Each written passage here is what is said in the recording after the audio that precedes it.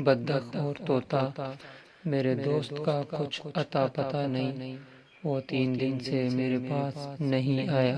جمعہ 9 جون 2023۔ زہیب رافع احمد۔ کسی جنگل میں بدخ اور طوطا رہا کرتے تھے، ان کے آپس میں بہت دوستی تھی۔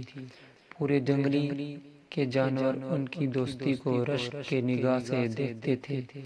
اسی جنگل میں ایک کوا بھی رہا کرتا تھا، اس کا کوئی دوست نہیں تھا، لہٰذا وہ ان کا دوست بننا چاہتا تھا۔ ایک دن وہاں تالاب کے پاس سے گزر رہا تھا تو تالاب میں سے بھی بدخ نے اسے بلا لیا۔ جب وہ اس کے پاس گیا تو وہ بہت پریشانی سے بولی کہ میرے دوست کا کچھ عطا پتہ نہیں، وہ 3 دن سے میرے پاس نہیں آیا۔ پھر اس نے کوے کو طوطے کی کچھ نشانیاں بتائی اور طوطے کے گھر کا پتہ بتایا۔ کوے نے اڑان بھری اور کچھ دیر میں طوطے کے گھر یعنی امرود کے پیڑ پر پہنچ گیا۔ جب وہ گھونسلے میں داخل ہوا تو اس نے طوطے کو زخمی پایا۔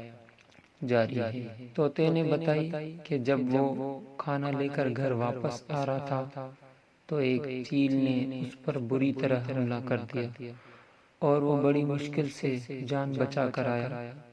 کوے نے اس کی زخم صاف کیے اور امرود کے پیڑ سے امرود توڑ کر لایا اور اسے کھانے کو دیے، اور خود بھی بدخ کے پاس گیا اور اس کو ساری رویداد سنا دی۔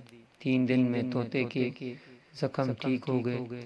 اس دوران کوے نے اس کا بھرپور خیال رکھا تھا اور بھی بدخ کو اس کی خیریت کی اطلاع پہنچاتا رہا۔